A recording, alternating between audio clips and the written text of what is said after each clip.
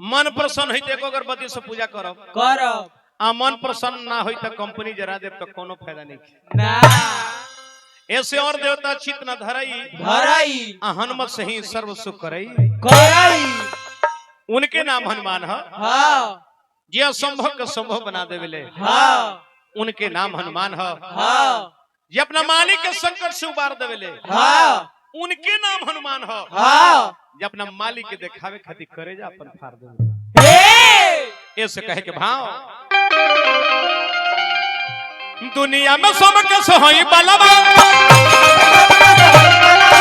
दुनिया में सब के सोई बलवा जय हनुमान जय जय हनुमान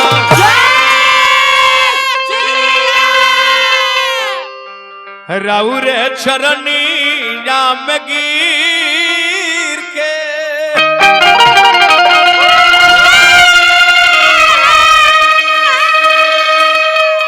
हम तो अर्जी करी महावीर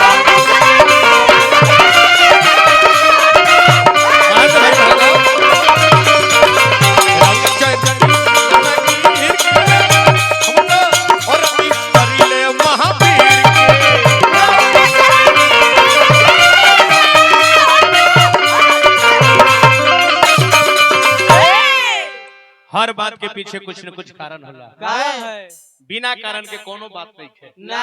अरे सब ठंडा के मौसम में जाके बैठल बानी हां रात्रि बनाया गया है सोने के लिए हां प्रकृति ने आपको बनाया है आराम करने के लिए हां अब उसका विरोध कर रहे क्यों कारण है राज मल्टी स्पेशलिटी हॉस्पिटल का उद्घाटन में बनी जाए हां कारण बानू कारण है बेकारण के कोनो बात नहीं है ना हमने के दूगो मैच दू जगह सेल में जे का है हां पैसा खाती और कन्नेवता पर थोड़ी नहीं कियाल महाराज हर बात के पीछे कुछ न कुछ कारण है हां हनुमान जी ब्रह्मचारी देवता हां उनका सिंदूर लगावल जा रखा है काहे विद्वान के मत पर एक बार मैया जान के सिंदूर लगावत रहियो हां हनुमान जी बैठ के देखत रहले हनुमान जी पूछ रहे कि माई काहे के लगावेलू काहे के कहले कि यही पर भगवान खुश रहे हां हनुमान कल गया हां तो हम ना जननी हां तनी हटिए या से जननी ना वे सीता जी हटले तो सब डिब्बा में से निकाल के मुहे ना के पोत ले हां सीता जी कहे कि आए हनुमान तू का कइलो कल के हम ही बुरबक हई माई हां अब हमारे पे भगवान ढेर खुश रही हां ऐसे जब भागा कि देह में लाल संदूरवा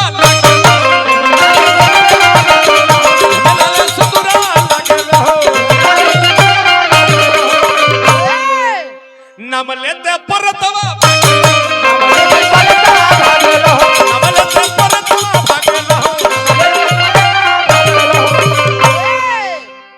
महिमा महान बल बुद्धि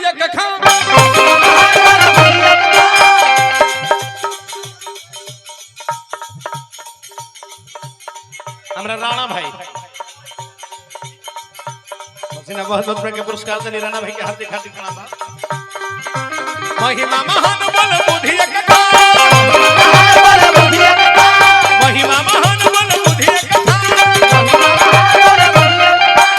राउर के सीता माई दिल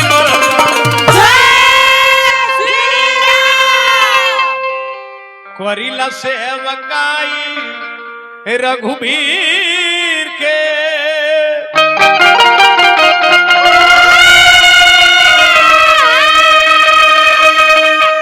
हम तो अर्जी करी महावीर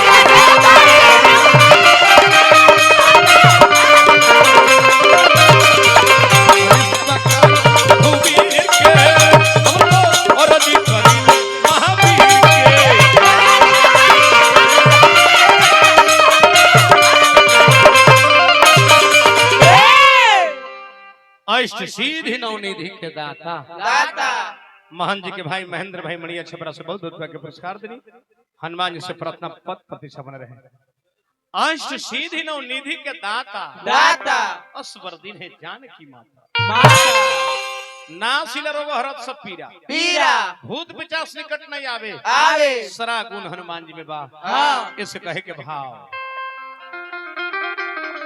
हनुमान जी के दया हो कि मास्टर मुना सरच न कर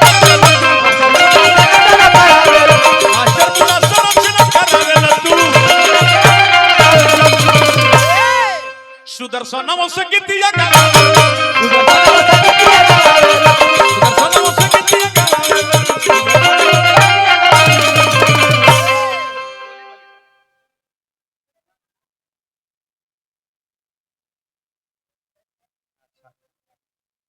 हमारा गुरु भाई महाराज जी के शिष्य हैं पद पर सब सरकार जी की दया बनल रहे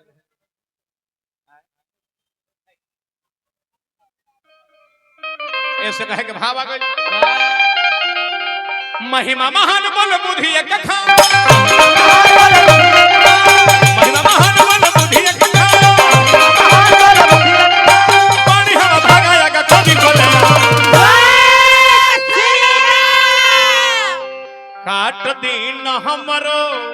जंजीर के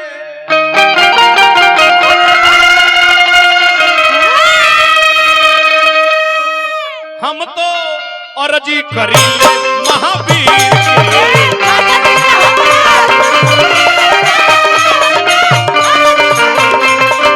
काट दीन हमरो जंजीर के हम तो अर्जी करी महावीर जी हमारा शिष्य है बहुत बहुत समान आशीर्वाद हो भगवान का जग में सुंदर हैं दो नाम चाहे कृष्ण कहो या राम वही नाम के बोलो बचा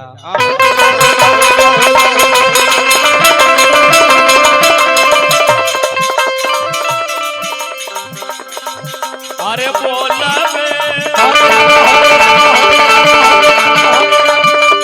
बोलू रे पागल